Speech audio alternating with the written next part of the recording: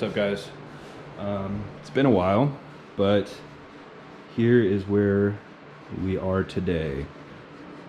The car's made it to the dyno a few times now, a couple times. It's put down good numbers. I'll probably have those in the next video. I'll put down the run and everything, but I'm here in the new shop, and you can see I got Levi's LS Turbo E36 over here. It's a little dirty, don't mind that. Levi's new wheels and stuff. It's a little smaller, and we haven't done the floor coating yet, but we will do that in spring. It's super cold here, so we want to do that when it's a bit warmer, as opposed to just running the heater for, you know, a week. But I had a couple small issues on the dyno. I had some small fueling issue, and that's why I had to go twice. I'll talk more about that later. And then the other issues didn't stop me from going, but the catch cans, I didn't have any baffles in the valve covers, so the oil was just shooting straight up and out of this into the catch can, and then it was kind of creating like a fine mist that stuck to everything. And so I've been, you know, taking it apart, making sure everything's tight, and going slow, cleaning it. Now that I know it puts down the numbers, it's not so much a question of if, but you know, it's like a final pass through. You can see the mounts I have there. That was just like, these are just kind of the first versions that I made. I'm gonna probably start making a few more sets, and they'll have a completely different look then. But you can see kind of where I'm at. So yeah, I'm just basically going to go through putting it all back together, and you guys can kind of see, if you're doing the same build, what I did for certain, you know, to handle certain problems or to solve certain problems. So I'll probably put the head cam GoPro on, and then, you know, run it through at double speed of me putting it all back together. But this will just basically be like an assembly video, really. I am changing a few things, but they're not huge things, and I'll stop and take the time and show you then. Also, my plug wires on the spark plug end, the terminal just completely broke. It just snapped, and this was after changing the plugs maybe once or twice. I just noticed it. The snap part of the terminal actually stayed on the spark plug, and so, I mean, there's a chance that was creating some issues that I didn't even realize. So I bought new terminals today, and I'm going to re-terminate those. What else? Oh, you can see down here, this was another small issue too. The bulkhead for the oil drain was, before I had a bulkhead, or yeah, I guess this isn't a bulkhead, this is just a bung, but the bulkhead I had before with like nylon washers and stuff just kept coming loose, probably with the heat. And so I bought a steel one, and I'm just gonna weld it up to the steel pan here shortly, and then that should solve all my issues. No more oil mist. I also think I was overfilling a bit, both the engine and the trans. It was because I was super nervous about the dyno, and I don't have a dipstick for this Moroso pan yet, because the one they have is super ugly and expensive. So I'm gonna try to find a dipstick that'll work for that. The trans, I just set the level on that with the, you know, it's a 1/4 inch above the pan rail, and bought a new dipstick, marked it, and that's in there now. The trans is just ready to be filled.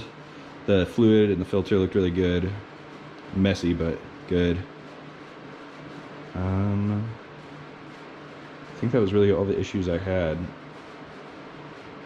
It went really well. I'm excited to show you guys the dyno videos. It put down more power than I definitely thought it was going to, especially through an auto, a big heavy auto.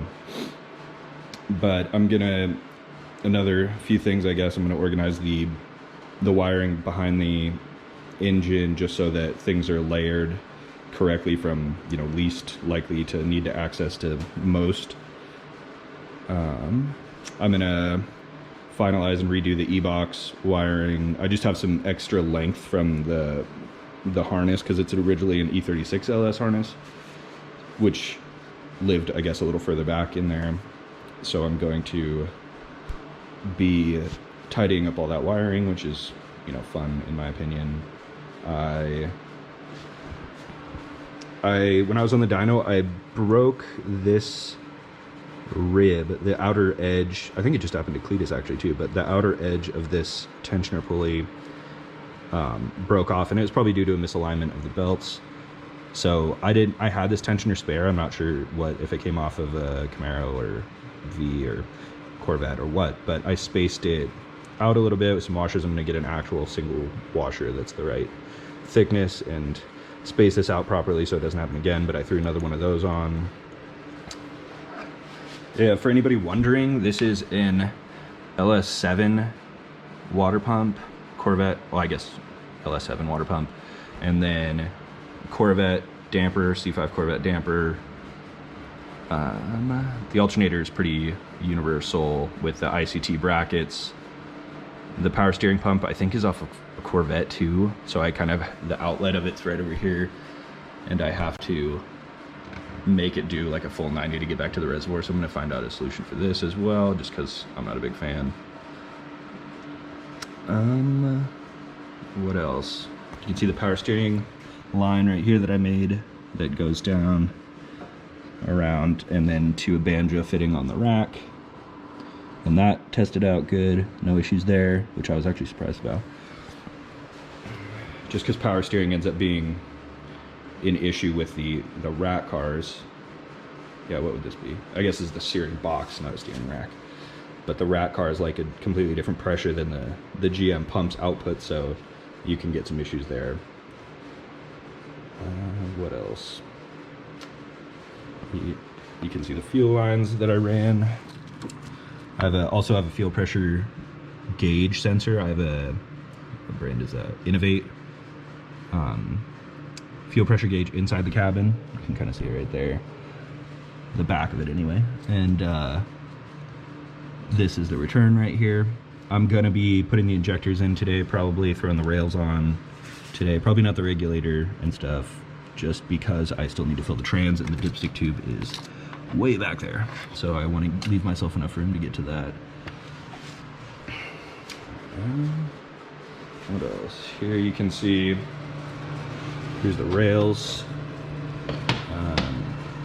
There's the fuel pressure regulator. This has already all been on and stuff and fitted and checked for leaks. It's good. I'm just going to be kind of routing them a little cleaner. Here's the BMW power steering fluid reservoir that I was using. Got to make a new line for the other reservoir line. And then we have the lower radiator hose with the swivel neck LS adapter that I made. And then here, got some new Miller Racing stickers. Not really a part, but I'm stoked on them. Let me know if you guys want one. What else? My catch cans.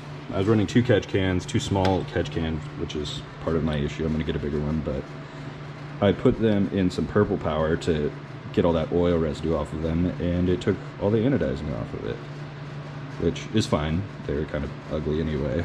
I don't mind, but this aluminum has a weird texture to it now. It's kind of gritty. I probably got to put something on here so it doesn't oxidize quickly, but I may just throw them away. I'm not sure. We'll see. I have to make a new bracket for the catch cans. Something in here. I'm thinking utilizing one of these studs, one of these studs. We'll see. We'll see how much room I have when I'm done. I'm gonna polish up all the intake piping and all the intercooler piping, I guess, and the intercooler, and make sure that looks good. But yeah, I'll probably, what am I gonna do next? I also have some footage of the teardown of the original M62 that was in here that sent that rod to God for sure. It's pretty interesting. I'll include a few minutes of it here. Go ahead and fast forward if you're not interested in that. But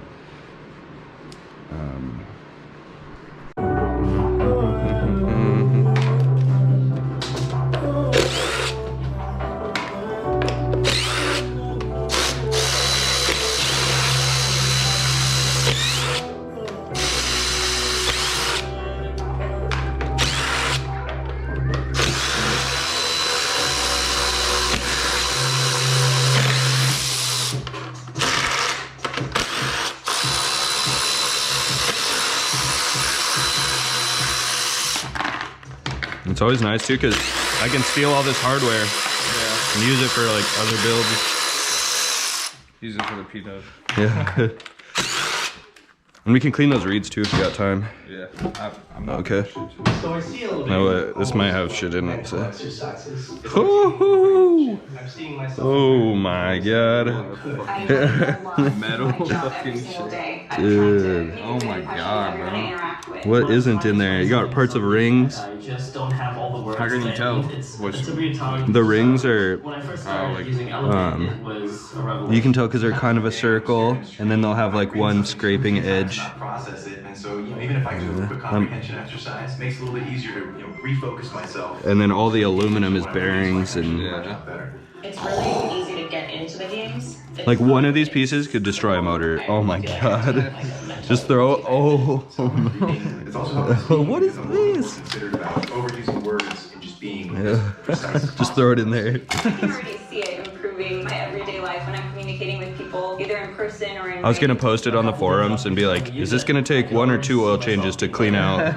Could I get this with 1 oil change, you think? slow, and then as you warm up, Oh my it's a god, little more there's difficult, so much it's a little faster. We have to take off that second oil pan anyway, so. I like the pressure of running out of Oh my time. god. Like right now. I'm gonna get a reg.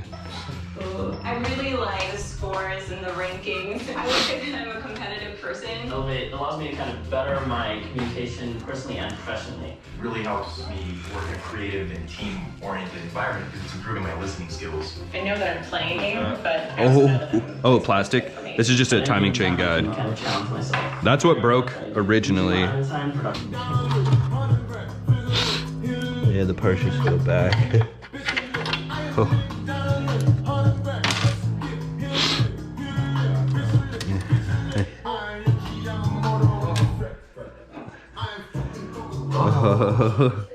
You think you could just do a re-ring it and fucking send it or what?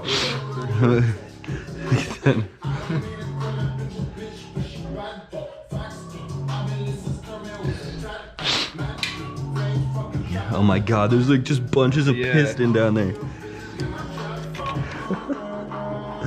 That's like the small piece. Yeah, this is part of a rod too.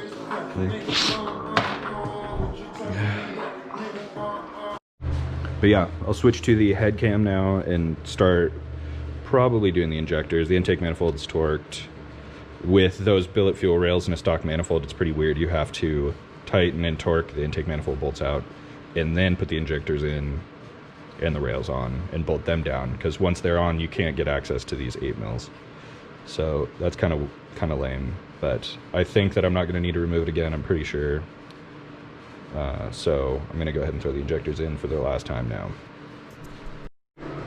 And I'm sorry I didn't really film much of the actual swap. There was a lot of trial and error, and I was under a pretty big time crunch. We had to be out of our old place, and I needed to get this thing to the dyno. So I figured this can kind of be like a run through again of what I did. I'll take time to talk about each of the things I did as if I was building it for the first time, but without all the mistakes. Okay, so I have the injectors out. These are Deca 80s, and I'm a big fan. Okay, so I have the injectors out now. I'm gonna clean them, or at least lightly clean like the O-rings and the tips. The O-rings look fine, they're new. But the intake manifolds, these old used intake manifolds are just so dirty that crud gets off them no matter how hard you try to clean them. So I'm just gonna use some soap and water and clean them lightly, and then I'll be using Vaseline to put them in the rails, and then from the rails we'll put them into the intake manifold.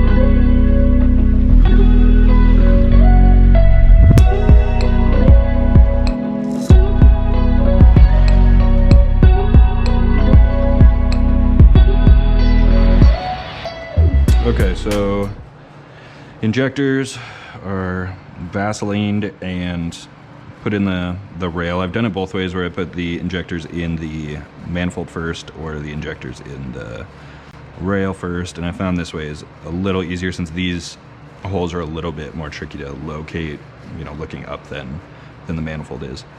I already cleaned the manifold, so I'm just gonna go over there and pop these in and bolt them down.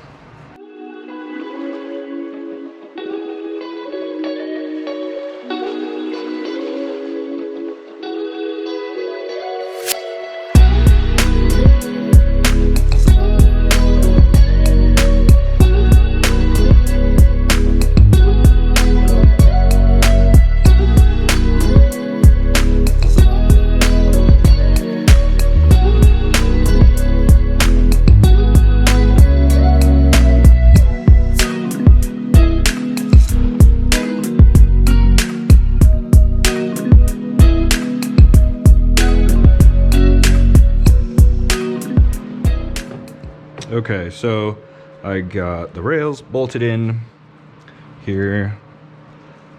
All of these, you got to be careful with these type of injectors on this type of rail that these connectors aren't hitting the rail when you're tightening it down, or else they'll squish it. Hey babe. And now I'm going to run the wiring to the injectors, obviously, and try to utilize some of these factory clips to kind of zip tie these wires back and make it look a little neater than it did before. We have the vacuum line coming off the throttle body that's teed into the boost gauge, and the blow-off valve vacuum reference. And then we also have, what do we have?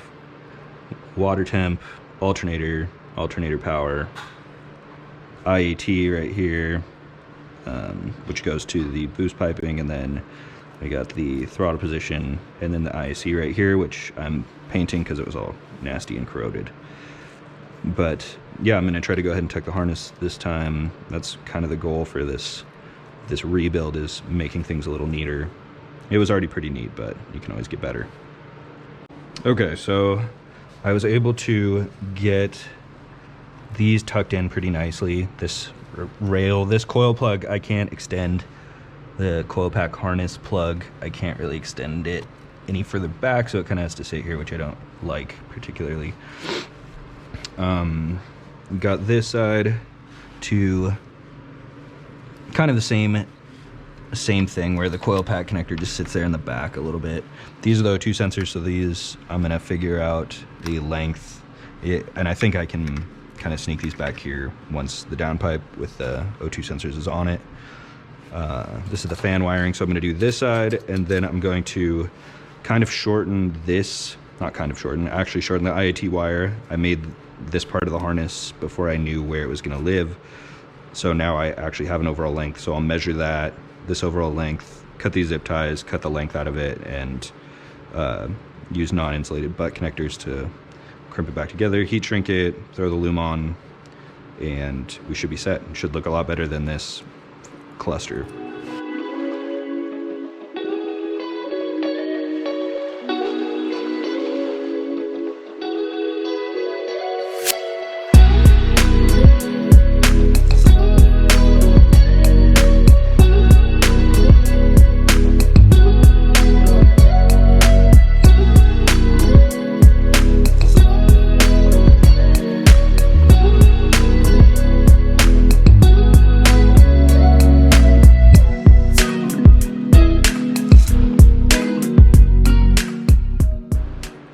Alright guys, so you can see, like I said, I got this side of the harness kind of tucked nicely. I got this side, it's not as nice, but still looks pretty good. I got the fuel lines just loosely on here. I had to shorten this one a little bit to get it to meet up perfectly with that Y back there, and that's going to sit a little further back anyway. So I have to attach these to the intake. These are, in case anybody was wondering, -6 PTFE line. So I'm only running pump gas now, but I can switch to E85 in the future if that's something I want to do. It's not super easy to get where we are right now, and there's things like the cold starts and fuel consumption that aren't that appealing to me, but if I ever want to go E85 I can, which is cool. But yeah, that's it. That's about it for this video. It's a short one, but the dyno will be in the next video. Everything else for the turbo kit just has to bolt back on, and she should fire up here soon. Peace.